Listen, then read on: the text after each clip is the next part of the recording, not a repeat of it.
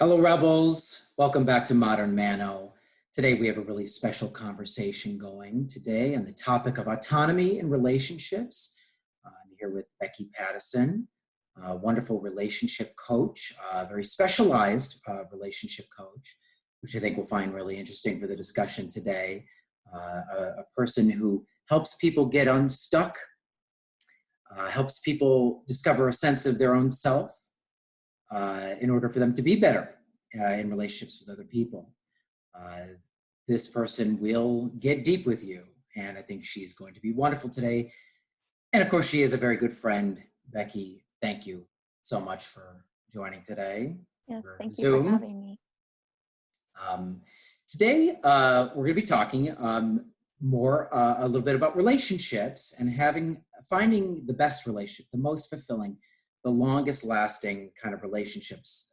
A lot of people have different ideas about how to find those, what those are, what that means. Many of us have had good relationships, bad relationships, and we always want to wonder, what does it take to get to that point where you see those old folks who seem to have the best relationships that last 50 plus years, and everyone always wants to know their secrets. The answers are varying, but we want to get there. And I'm a guy that believes it's very possible. And relationships can be something new, something better. There is a new idea out there. There is a better way to go than maybe what you had been conditioned to believe from movies and TV were capable for relationships and what was fulfilling. And essentially it is the idea of two people who are very confident, two whole people who have a sense of self, who are independent of each other in a relationship. With those ingredients, finding the most powerful and lasting relationship. This is my belief. I believe there is a way to get there. To do that, we have to do a lot of unlearning, what we had been taught by love songs and movies, especially the line from Jerry Maguire, "You complete me," which, albeit it's a very fun movie, great movie to watch. The idea, when is a little bit further examined, doesn't seem to be as healthy as it might be on the surface. We shouldn't go into relationships to be completed, to become a whole, as if we are missing something already. I think if we go into relationships with the idea we need, the other person is going to fulfill that for us, we're going to have a really hard time. And it leads to a lot of frustration. But it's easier said than done. How do you become a whole person? How do you find the sense of self? How do you find self-confidence? And what does it mean to really step back and look at your partner as not someone who's really like attached to you as an appendage, but a independent thinking person, and generate the most attachment and love and energy from that. So that being said, there is a new way to go, gentlemen, in terms of relationships. There's healthy relationships out there. Where do we start on that journey to get there? Becky, where do we start on this? That's a great question. Where we start is with ourselves. How we come into something is how that thing is going to be. The relationship that we have with ourselves is how we're going to treat everyone and everything around us. You notice that sometimes you see people and everything they have is well taken care of. You just know that if you give them a responsibility, you already kind of know how they're going to respond. So that relationship with yourself is the beginning. How can you be healthy with somebody if you're not healthy alone? Mm-hmm. Which is very difficult. Especially in times of quarantine and lockdown, when we're alone and we have to sit with just ourselves. I think many people might say on the surface that they have a little bit of lack of self-confidence, but really don't know how deep exactly it goes. How do we start to find that? What are the first steps that we have to do with ourselves to get to that point? To be this idea of this whole person, two Yeah. whole people, two whole people together. That's the most ideal. How do you even get? How do you begin the process of becoming whole with yourself? The first step would be to see yourself. A lot of times we don't. In our experiences growing up, we would present our real authentic self, and the person that we were experienced by didn't say, "Oh, that's wonderful, look at you tried," or let's let's attune this ability, and instead they said that's annoying and stop being like that and don't do that, what's wrong with you. And so we've learned over time to suppress who we are and to not even look at who we are, because we now look at ourselves the way other people looked at us. So the first step is to be able to look at yourself.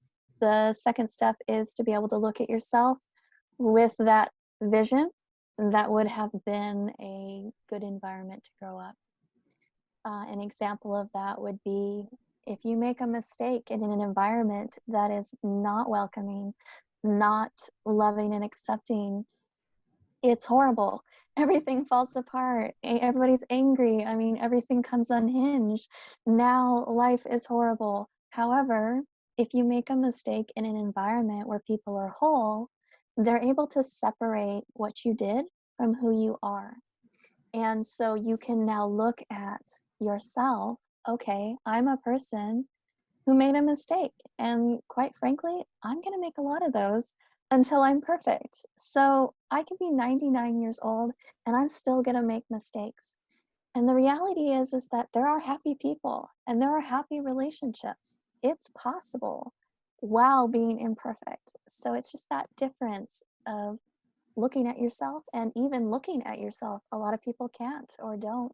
It's too painful. Is it? I assume that a lot of this has to do with people growing up in households where they weren't able to express what they were feeling, that the expression of feeling, that drama, any kind of conflict Yeah. that was outlawed kind of creates a repression Yes. that. Yeah, and another way to think about it too is you can grow up in a really loving home and feelings could be outlawed as well. You could grow up in a nice home, doing well, going to soccer and having extracurricular activities, and parents who are driving you to these activities, very involved. And still, when you feel sad, they say, "Oh, it's okay. You just need to think positive," this toxic positivity. And so you can even have an environment that taught you to look at things in a positive way, and you still were Mm. shut down. You weren't seen.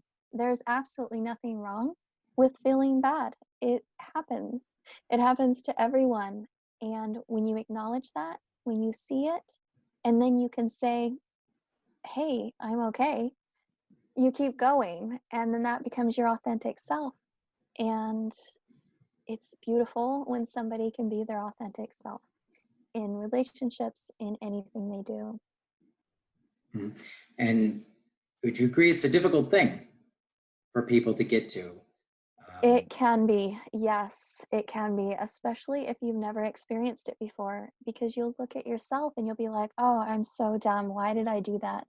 Why did I think that?" Or, "Oh, I don't want to look at myself. Like, I'd rather focus on this other thing, an achievement, and tell people, 'Look at what I've achieved.' Don't look at me, because when the doors close and I go to bed, I don't like who that person is." It's hard. You If you try to do it before you know that you're okay, it can be quite painful. But if you take the time to realize you make the same mistakes as everyone, uh, you just do. It's amazing how common, and just how yeah. I'm thinking about people whom we look at, or we can look at, as achieving great things. Those people still look at themselves and go, "Am I okay?" That's the questions they ask themselves. So you're the same. You're the same as everyone. No one doesn't do it in some way. So, yes, it's hard. And at the same time, it's possible. And if anybody can do it, well, you can do it because everybody's feeling those same feelings. Well, this generation can do it. Yeah, we can do it. This generation of men and women can do it. Uh, the traditional ideas of what relationships used to be seem to be slowly going out the window. Not so much that it has to be the idea of a relationship going out the window, but the idea of where a relationship is supposed to be, Hmm. and what we were taught, that what it was what it was supposed to be when you get married or when you were in a long-term relationship, and the kind of sacrifice that you're supposed to make, and almost Yeah. a losing of your own identity in the process. And I think part of it, at least I know for me from personal experience, there was this idea in a sense that it was a noble thing Yeah. to do. Kind of getting raised in a Catholic household, the idea of being selfish was a horrible thing. It was always about being selfless, and that is on its head it's a good value.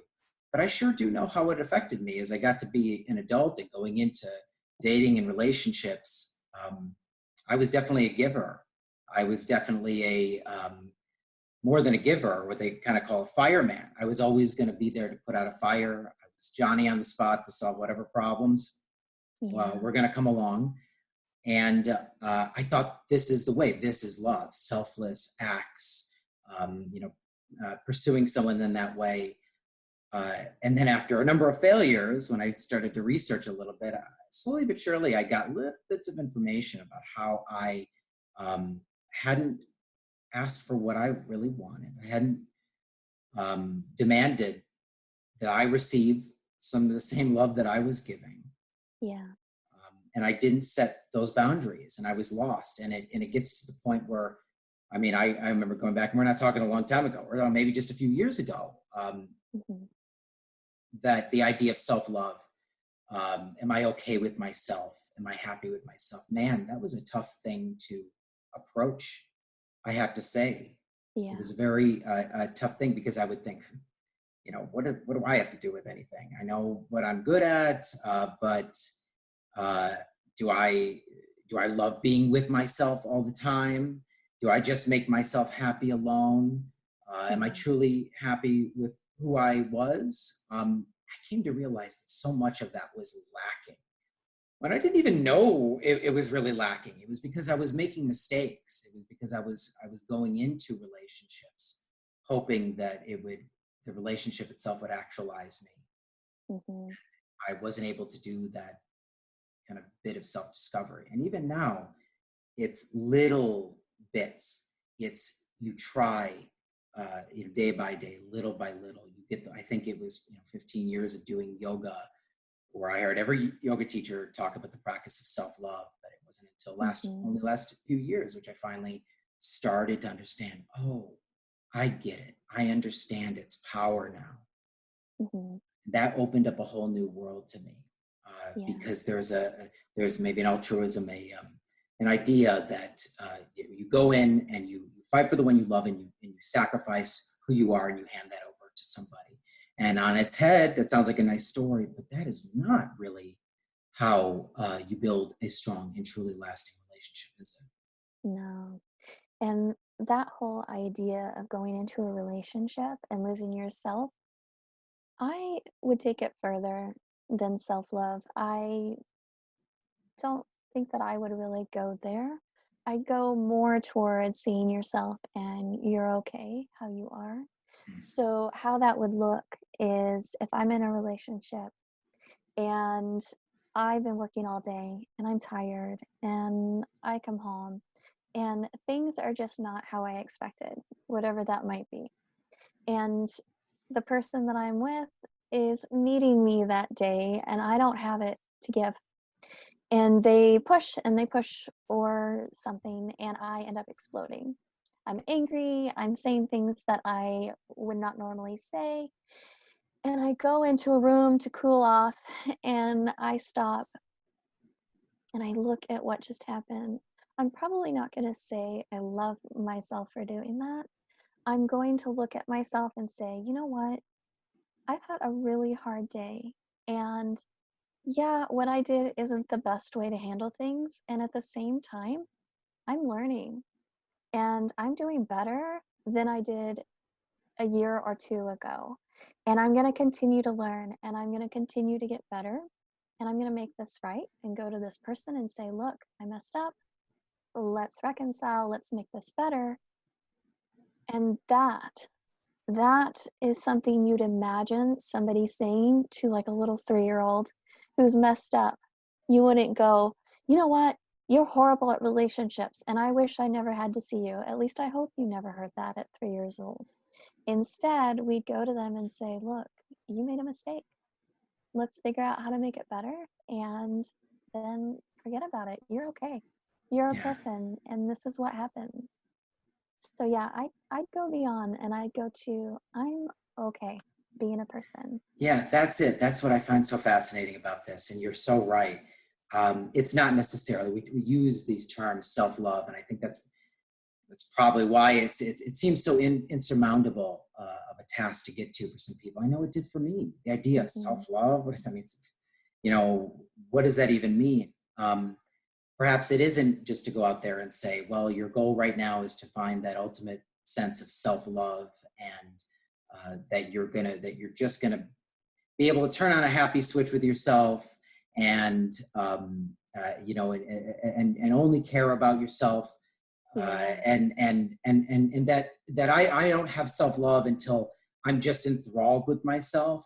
I think I yeah, love the distinction between the idea of practicing self-love, but maybe saying self-love is also when you realize, you know what, I'm just okay. I'm yeah, okay. You know, I may not be where I want to be. I may not have the healthiest self-esteem that I really want to get there, but you know what? Today I'm okay. And yeah, today, you know, as they say, I'm enough. And if you can make it to that step, then it seems like you're taking your next step into a larger journey. yeah. And that realization really, with being okay, is about the reality that you're a person. And as a person, you're gonna be a little irritable when you're hungry. You're gonna be have not a very good perspective when you haven't slept.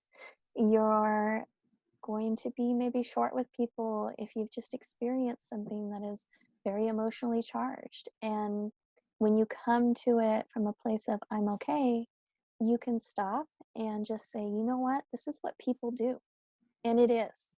Those homes that look like they're incredible and they're amazing, and in some ways they are, those people are as well doing what every person does. They wake up some days and they didn't sleep well and they're short with the people around them.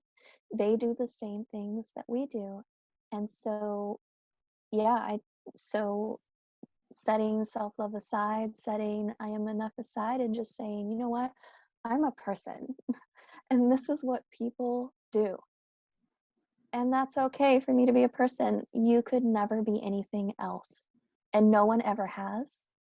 And they've been able to accomplish wonderful things in life, achievements, inventions, and have good relationships. So you can too. Right. And it seems like that's a wonderful first step. Yeah. You can attain a higher self-esteem, you can attain higher self-actualization. You can really start to truly take pleasure in yourself and pat yourself on the back all the time. And that's good. That's healthy.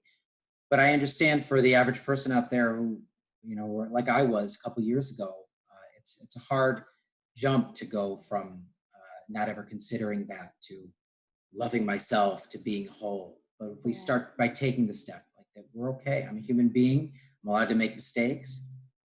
I am an individual, Yeah. uh, and this is where I can start. And if you can at least get there, then at least you know where you can improve, and you can start to make yourself better. You can't do that if you don't have the awareness. I think that's really beautiful, and I'd love to impart that to the men out there listening. That I definitely was personally in a place where I was ready to sacrifice anything. I being alone with myself was, I'm not going to be exhilarated unless I have someone else there with me. And I just thought that was naturally part of adulthood and romance and heartbreak. Mm-hmm. I didn't know that that was something I could actually fix internally. And when I started to realize that, I'm like, damn, this is some Jedi shit. This is some Zen master shit. That if you can get this on lock, you can start piece by piece, becoming a more whole person, finding what you can control and what you can't control, improving what you can. Yeah. This is the steps of the journey to be the self-actualized person. These are the steps to get to the people that we admire the most, who seem to be happy with themselves no matter what. You don't just start one day and get to being super happy. Continue. Yeah, you don't. Sometimes people get to this by saying, I'm going to be who I am and you have to deal with that. And that's a person's attempt to be autonomous. I am who I am, you deal with it, but you don't have to do that.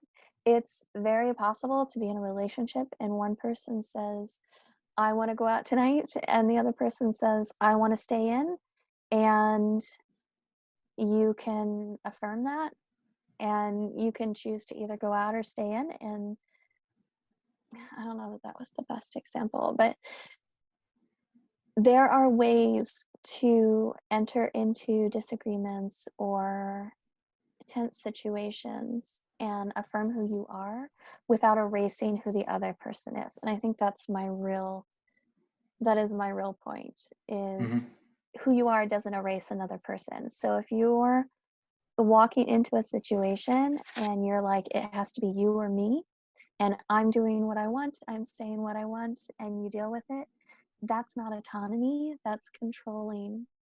That's you having to control what's around you to feel okay rather than being okay with who you are.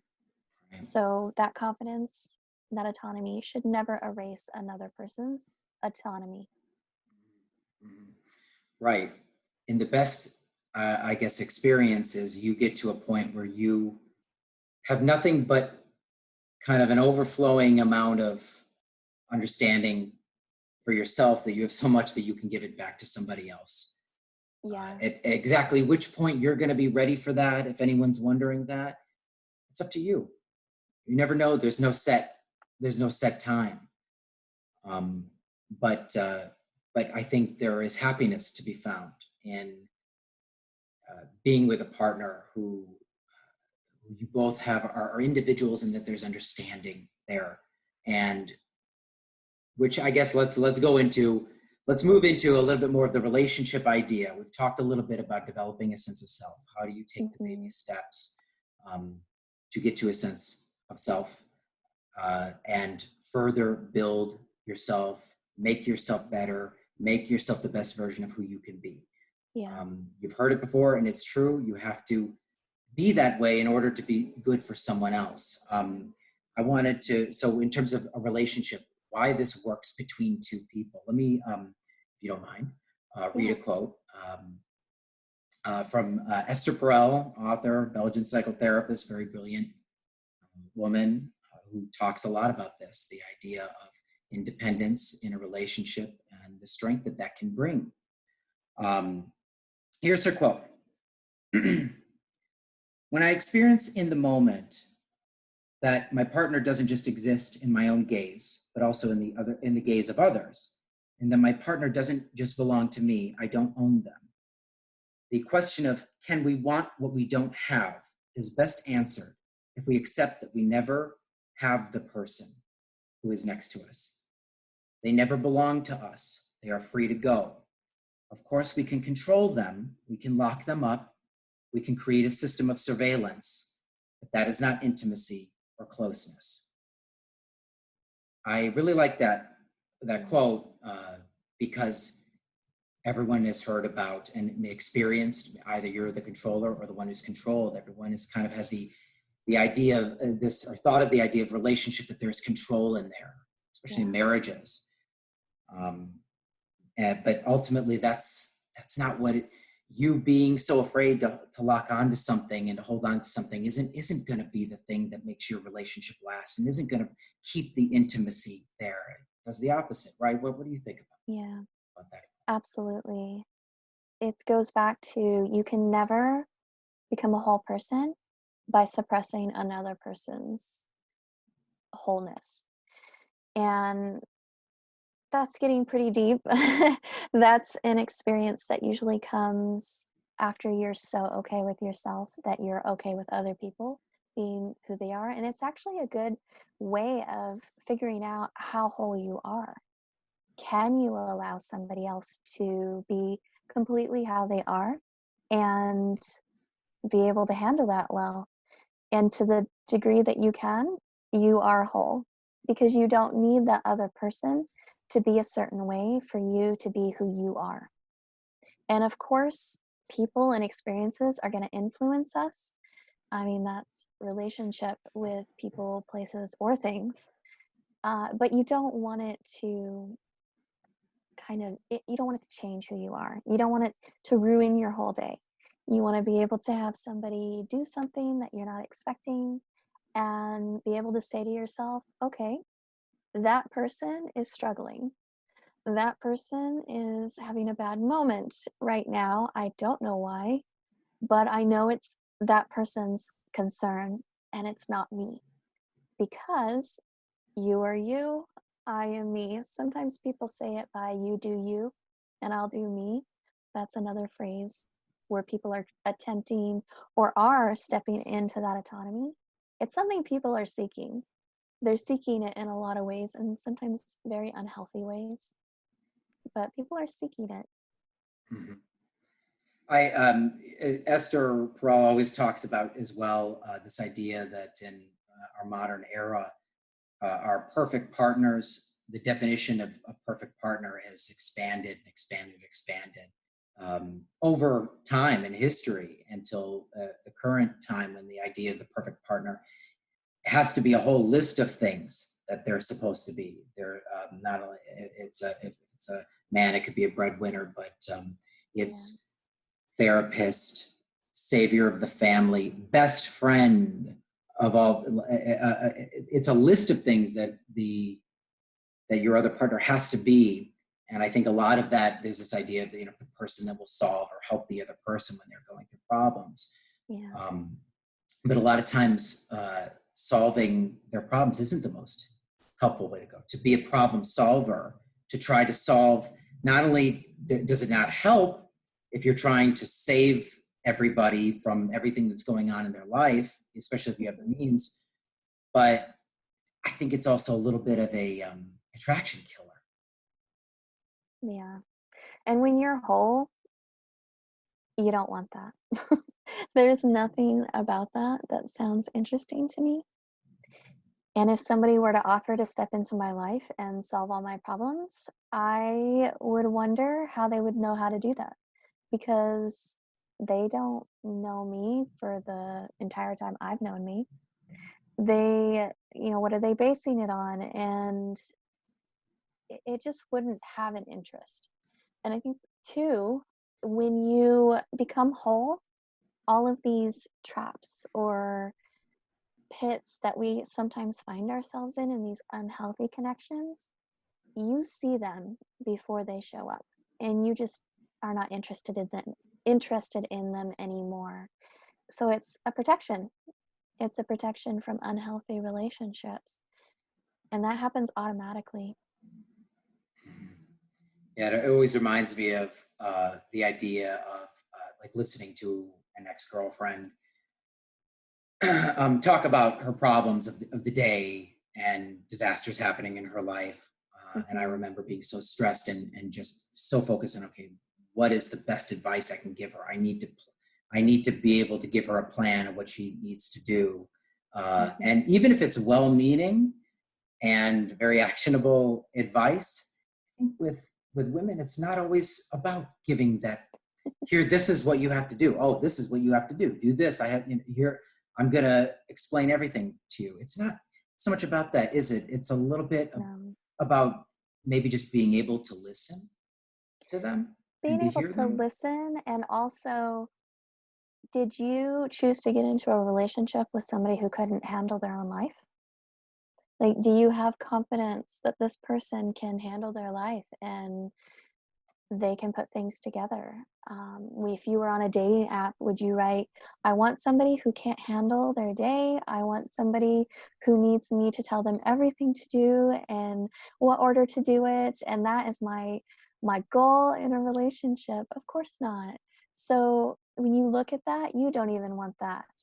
Yes, you want to be able to help them, and helping, especially for me as a woman and for many other women that are confident and are whole, we want to share our day with you more than we want you to fix it, because we're already whole. And while we Mhm. have things to learn, we'll ask. We'll be like, hey, you know how to do this really well, and I'm really struggling with this. Can you give me somewhere to start? So even when asking for that help, we're going to want where to start so that we can do it ourselves, because we can. We're very capable of that. And that's what Mhm. you want. You want a confident, capable person who can handle their day. And that way, also, if you're having a bad day, their day doesn't come crashing down. The whole relationship doesn't come crashing down. Now you have somebody who's there for you too. You're having a bad day, and they say, hey, let me just bring over some of the things that I know bring you comfort, and I'll be with you, because they know that you can handle your life too. And that feels good. I think that feels good to men, to know that they're trusted and that you know that they can handle things. And again, I wouldn't put out a dating app saying, I want a man who can't handle things and can't do anything unless I'm there. I wouldn't do that. And it's also important to realize that relationship is about a relating, but it's more about experiencing the other person than it is about controlling the other person. You don't decide who they are, you share who you are, and you experience the other person. Yeah, just like the quote says, being able to accept that others are, even others are gazing upon your partner when they're in their element. And guess what? That's okay. That's Yeah. okay. That's a good thing to be able, as long as you're coming home to each other. I just think that there's, especially with men, a masculine idea of control. We want to be in control of things and a leader, and we want to be this idea of problem solvers, being able to solve everyone's the problems and have a, this is, be able to list here's everything you can do to solve this major problem going on in your life, especially if your girlfriend is going down the litany of things that are issues. Yeah. I think that it's not always so much that women are wanting you to go ahead and just solve these problems. It's that they want to be heard. They want to express these things emotionally, and just expressing them Yeah. alone is all they need. So, if there's stress out there, if you're in a relationship and you feel stressed, you shouldn't worry about that. Yeah. Two autonomous people should be two autonomous people, and if that's not the relationship you have, start examining that. If you're with a partner who demands that you be able to solve every little thing and or pay for things, which a lot of people do early on in relationships, or men will end up paying. They think it's the right thing to do. They think it's chivalrous in some way. Um, they don't understand that it's not helpful. That you shouldn't have your partner being so desperate that they just need you to survive and get by. Hmm. So these relationships, these healthy relationships, are possible to be found. They are possible, but you have to think about these and go out and look a little bit harder and make sure that you're making the right decisions to be in relationships with right people where there's Yeah. boundaries. Um, And a I confident yeah. A confident woman is going to want to know that you understand her pain. And that to a woman is solving her problems. Because where do we have that we can share that? I know I do have a couple people in my life that I can share that, and those are the people that I value the most in my life. Are the people that I can say, hey, I'm struggling with this and that, and they acknowledge how it affects me. How much does it, how painful is it? Or how much does it make me happy? And for women, we're very loyal to our emotions. And if you acknowledge that, if you can show that here I'm really upset about something, I'm talking about how it didn't work and this and this and that, and you acknowledge the emotion in it, that is going to make me think this is somewhere I want to come back. I love it here. And Mhm. that feels, I don't know that I could even explain that. It feels so good. Those are the people in my life that I value the most. And I think getting to the point where you're able to be vulnerable, I think there's a measure of you have to have safety. You have to feel safe, Yeah. safe to be free, safe in the relationship, which I don't think comes as often when people are in relationships that are very controlling.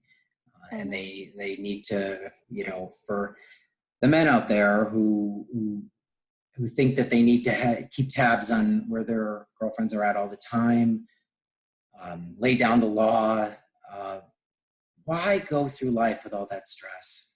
Relationships are supposed to be easy, breezy. They're supposed to be fulfilling. It's not supposed to be a place of constant stress and fear of loss. Yeah. There is another way to do these relationships, and we can get there. Um, And also think about, you don't want to be with someone that you don't trust. If you really don't trust them that they're going out, that isn't a relationship. A relationship is relating, and you relate to the depth of the trust that you have in the connection. And if you really think that the person you're with is going out and they're with other people, and you ask them about it, and you continue to feel that way, your quality of your relationship is so low. I can't see how you would even want that. it reflects, I think, on the inside of that person, that there's something that they're unsettled with in their own life, and they feel that they can't control, so they want to try to affect a measure of control in their partner. I Yeah. think the topic of trust is very interesting Hmm. to me. I know people have had a lot of different experiences with it, and I think I get annoyed sometimes when I see some conventional wisdom or old wisdom. Um, uh, it could go for men and women, but the idea of trust has to be earned versus trust being given at the outset. Yeah. And when people make the argument that, oh, someone has to earn, you have to earn someone's trust, on its face it sounds like, yeah, oh yeah, sure, that makes sense, but man, in practice that gets you started off right on the wrong foot. In my opinion, I believe that if you're willing to get into a relationship with someone, trust should be freely given at the outset, only to be eroded later on by their actions. So But I have, yeah. let's change the word trust to vulnerability. Somebody cannot even know if they want to be with you unless you're vulnerable. And vulnerability is you just being yourself, thinking how you think, being how you are. And if you're at a place where when you look at yourself, you wouldn't want to be with somebody who's like you, don't get into a relationship until you've done more self work. And that could be a few months, that could be a year, and it's worth it. But you do need to be vulnerable, and you need to be able to handle that rejection. And that comes from being whole. I experience rejection all the time. And when I get rejected, I usually think to myself, well, that person didn't like who I am. Okay, there's going to be a lot of people that do, and that's true. There are. And yeah, I think trust does kind of build over time, but you have to be vulnerable. You have to relate, and you have to give that up front. You it would just be really uncomfortable. I'll tell you who I am after you show me who you are for 4 Yeah, weeks, and then I'll show you who I am and what I think and feel, and it's like, what? Who would want to do that? I bring that up because I had a past experience that was really difficult for Yeah. me to deal with. I had come into the relationship giving trust, but wasn't given trust, and I felt it was very unfair because I felt I was very trustworthy, Mhm. and it took a relationship that had many good qualities, and it definitely poisoned it. Yeah. And I think a lot of it comes from an older understanding. Like it's easy to tell young people, don't trust anybody. People have to earn your trust. But when it comes to relationships, you have to be vulnerable. Mhm. You have to be vulnerable so that you can give that. And getting to being vulnerable, correct me if I'm wrong, to be truly vulnerable is requires a little bit of that sense of self and self work, those Yeah. steps, that comfort with yourself that you've taken, that examination within yourself. Then you're truly allowed to be vulnerable. You're gonna approach it how you already approach yourself. So if you in this moment, if you made a mistake and you were like, what was I doing? And went further to, oh, I'm such an idiot. Like, you know, if you go to that place, that is what you're going to attract. That is what you're going to be when you're vulnerable. And if somebody's sitting with you, and let's say you're at home in a relationship and you're trying to cook dinner together, and the person you're with accidentally drops the eggs on the floor, and you were making scrambled eggs for dinner. And you're like, oh, I can't believe you did that. You're such an idiot. And that's where that stuff's going to come from. We treat other people how we treat ourselves. And if you see yourself doing that with other people, that tells you how you treat yourself. Because a lot of times we don't have self awareness. It's really hard to sit down from step one and go, who am I? But it's easy to look at, how are you treating other people? What do you think about people who make mistakes? What would you think about that person that you're making dinner and they lose the key ingredient? Would you be like, I can't believe that, and rage inside even if you walked away? Or would you be like, oh, that's so funny. We were trying to make dinner and now the main ingredient's gone. And now we have to make Franken dinner out of what? And it's like, tell you what, you get 3 ingredients, I get 3 ingredients, and let's see who can come up with the craziest appetizer. And then you sit down and you eat that together. Wouldn't that relationship be so wonderful? And that comes from being able to be your whole self and treating yourself well. Because quite frankly, if you were in a relationship and you told a person that they were dumb or that they were horrible or ranted and raved, they wouldn't want to be around you. And when you treat yourself that way, you don't want to be around you. And that comes out by not even knowing what you feel, not knowing who you are, not knowing things you like, not knowing things you dislike, because you're suppressing that. You don't want to be around yourself. So look at how you talk to other people. Look at how you feel about other people, even if it's stuff you never say out loud. And I promise you, you can look back in your life in an experience where you learn to talk to yourself that way. Ah, yeah, that's it. It's so much the key to the perfect relationship, the quality relationships. It's not just, here it is, go find it. It Yeah. starts right there within you. Yes. And it's easier said than done. This is a process to do, and it's very difficult, and it takes time. But if you It really is want a to be happy, process, if you yeah. want something that's lasting and long term, and a long term or short term, if it's fulfilling, if it's a positive relationship, it's going to be that. It's going to be you being comfortable enough with yourself to be vulnerable.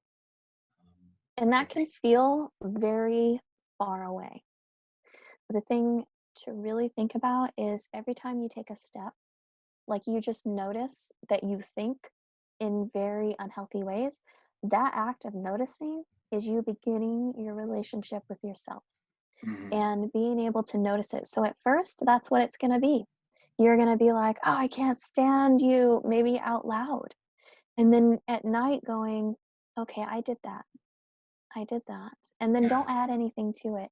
Make it an observation, not a judgment. Like you can think about it what you want to think about it later when you got the other skills down. Just notice it right now. Just see it and notice it and take that first step, and you are further than you were if you do that, and you will never go back. So they're little steps, but they're going to take you really far. I'd love to bring in a little example with addition into that, Mhm. and where if you do 1 plus 1, you get 2. And you go 2 plus 2, you get 4. 4 plus 4, you get 8. And it's like, wow, we're crawling.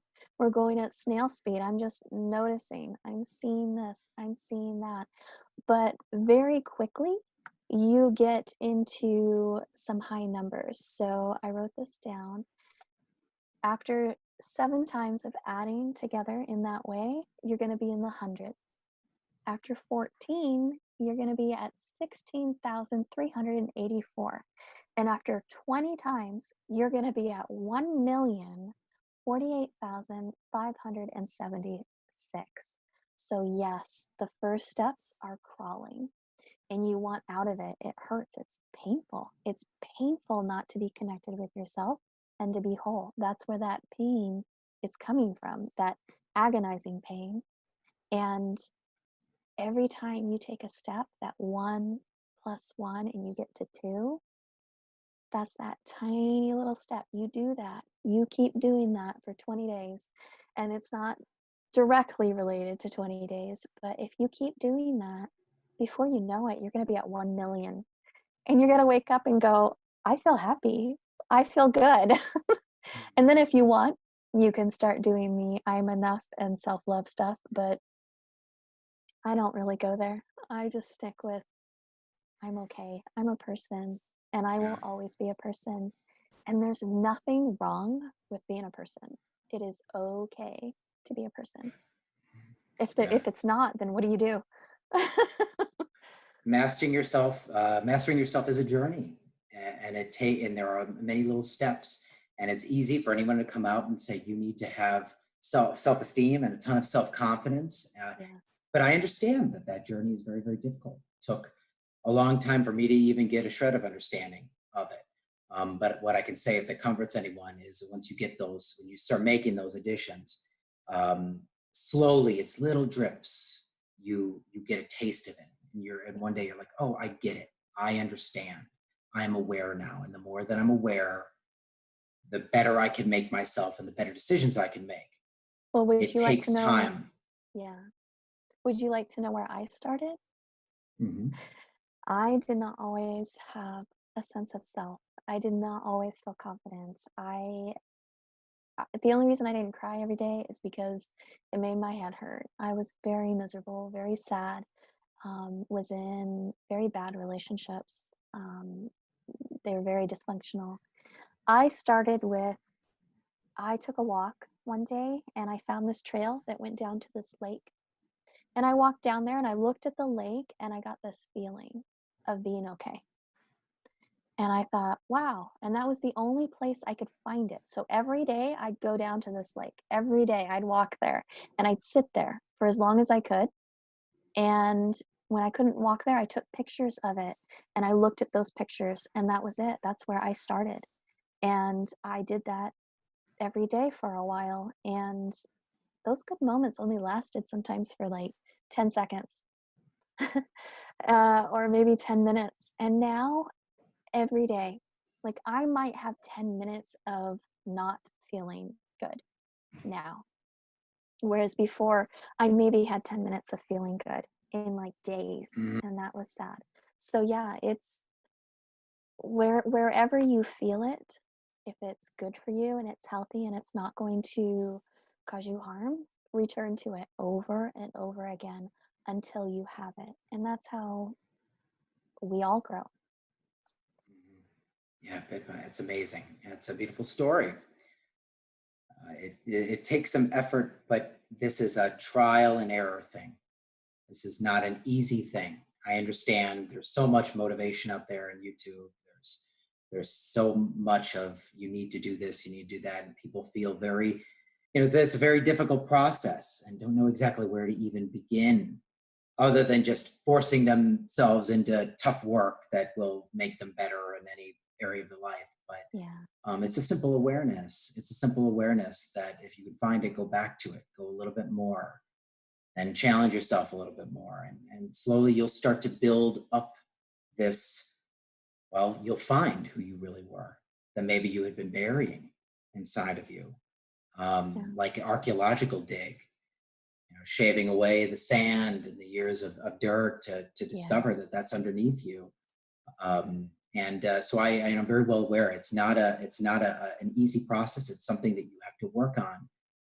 But if you haven't given up hope, if you want to have a relationship with another person, and if you want that to be successful and fulfilling, these are things that I believe we should do, and a lot of great minds like yourself think we should do as well.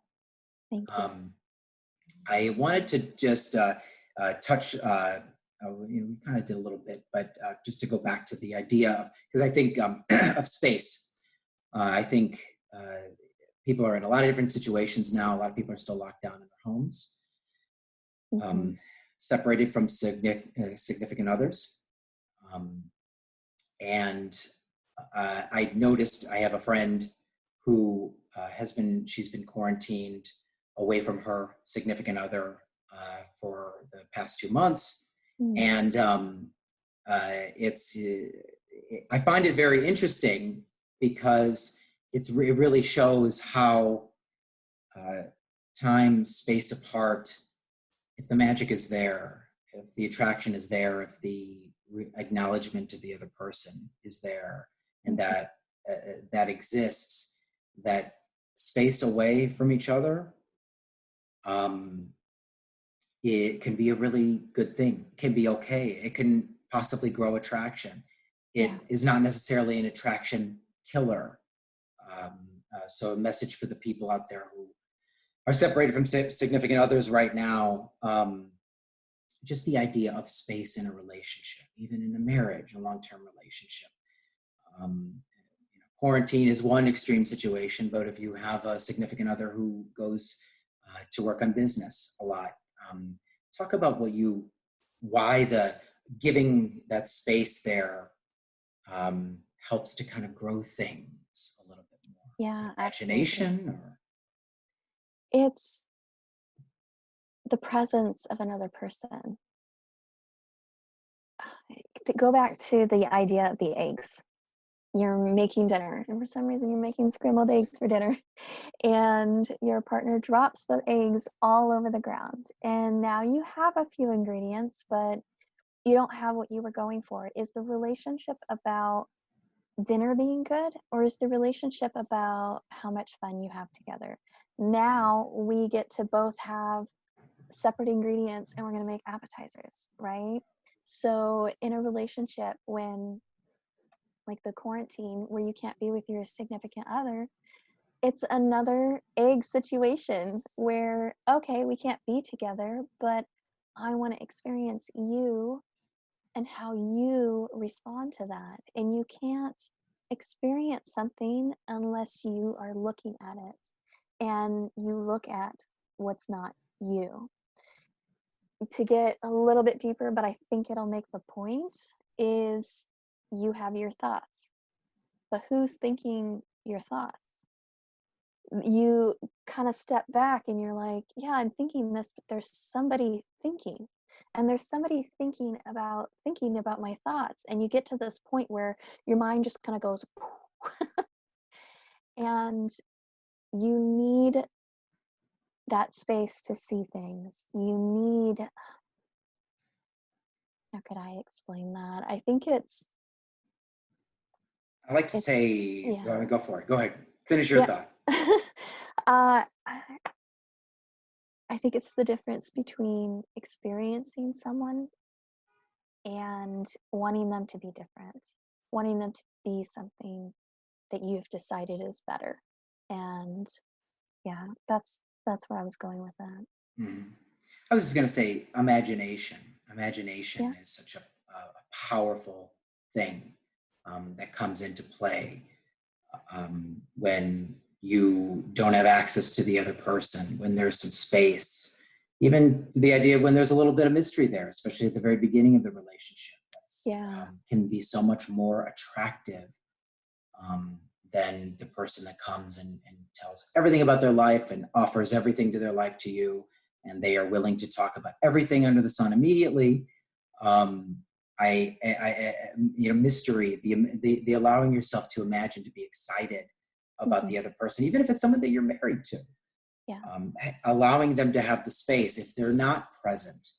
The imagination has such a powerful effect on us if you're Hmm. allowed to run with it, and it's good to do that. I think it's good to have that sense of wonder, to not always have to know where everyone is all the time, or what they're doing, what they're thinking. Hmm. Have them check in with you all the time. There's something to be said about the process of imagination, which comes from space. Yeah. When you're not, uh, I started relationships. I thought that you get together with someone and you're super tight and you finish each other's sentences, and that's all. That's it. That's the happy relationship there. Hmm. And now I've come to learn when there's that space, there's a whole new world that uh, where the excitement can build if Yeah. there's a And you need that knowledge. space. You need that space to have something to share. And that's part of being whole. Mhm. If you're whole, you're coming into a relationship 100%, 100%. And to come into a relationship 100%, there has to be a you that exists outside of the other person. And you're alone. Okay, what are you interested in? Learn about something new. And then when you come back to the person you're with, you can share that and you can say, guess what I just learned? And it's the best relationships are when a person is 100% who they are and you're 100% who you are, and you truly enjoy experiencing that other person. And you mentioned that with, oh, what was the wording you used? The exact wording of um, seeing another person in their element. Do you know what I'm talking about? Mhm. You said Sure. that. Yeah, it's that. Watching them be radiant with themselves I like in their element, when someone, and it may not have anything to do with you, if your partner loves painting, it's got nothing Hmm. to do with you, but when you watch it and they're enthralled in their own painting, there's something really amazing there. It's not fun if you have nothing new to share with the other person, if you Yeah. dress the same way, if you're never separated. The imagination doesn't get to really play there. Yeah, or Uh, if they're just always looking at you, like, what do you think? And it's like, well, what about you? Like, who are you? I'm relating with another person here. That's a relationship, is to relate. There have to be two people. And however much you're whole, you have to offer. Yeah, it's being able to be your whole self is it's comforting. It's comforting for the people around you, and it's comforting for yourself. It just feels better. And it is a journey, but it's a journey that every time you take a step, you're further in than you were before. And like building a muscle, every time you do a rep, you are stronger than you were before you did it. and like adding those numbers. You just keep doing it, just keep going. Even if you have to start with watching other people feel whole. I did that when I couldn't go to that river, when I couldn't go down there and experience that. I'd watch videos of other people who were already there and just experience it. When you do it, you get that feeling that feels good. And when you see other people do it, you get that feeling. So if you're really, really starting from a place where I just don't know how I'm going to do this, start there. Look at somebody else and watch them. Mhm. Yeah, it's a lot of this takes a lot of unlearning what we might have learned, a different Mm, way of thinking, and approaching things. Um, but if you're going for happiness, if you want that's fulfilling, it's time to do the hard things, time to be yeah, honest and real, but accepting of yourself to get there. I think I think the happy relationships of the future, the new paradigm of relationship sees the end of the controlling bit, yeah, because it seems that only breeds resentment in relationships. I don't think anyone likes to feel like they're in a cage. I don't think anyone loves the idea of marriage or relationships. This idea that gets put out there that it's, this bond, you're locked down with someone. yeah, And no, and your individual independence of both of you in the relationship. That's the thing. yeah, That's the thing that gets in. That's what's going to keep you excited. And I think that also plays out into how you keep sexual excitement going well into a long-term relationship yeah, when there is that freedom there, and there is that idea where two separate people, separate lives, but they can still be enthralled by each other. To me, that will keep the sexual energy alive for a long time, as opposed to, oh, okay, I get married in a relationship, then that kind of goes away. Well, why does that go away? Where is that desire going to? It can be kept. You can have that. I'd like to yeah. have that for as long as to be in a relationship. I want to be in a relationship like that when I'm well into my older age. Hmm. Um, but yeah, It's kind of like so a pond that receives water and it kind of pools, right? And the water goes out. That's who you are before you're in a relationship. And a lot of times when people get into a relationship, they cut off that water coming in. They cut off having a life outside of that other person. Just like you're saying, you do need to keep your life going. That honeymoon time of the first 2, 3, 4 years, that is there through two people relating. You haven't gotten to the point where you know each other well enough to stop being who you are, right? So yeah, you need to continue to be who you are.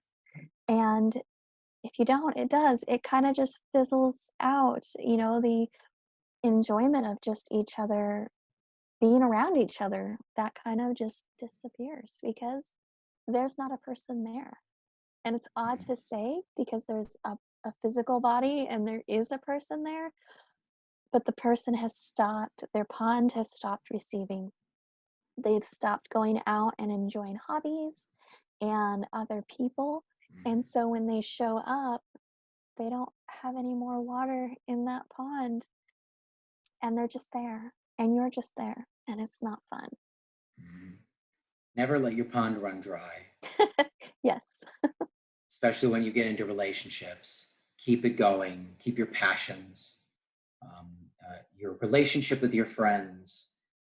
Be who you were, If and you don't. Yeah, The idea of losing yourself in someone else, not the way to go. It's not about losing yourself. no. If you think about it, that's what attracted you to the other person. If the other person was literally in an apartment and or a house even and just sitting there waiting for another person to come in and sit next to them and barely exist, you would not have said, "Yes, I want this." Mm-hmm. You wanted the other person because they were whole. You could experience them, and that's what made you interesting, at least one of the things. So, yeah, You're right. We Never let respond your to, pond run dry. I like that. yeah, yeah. We respond to each other's independence. Yeah. That plays a role in our erotic desire and the way we become attached in a healthy way to other people. Hmm.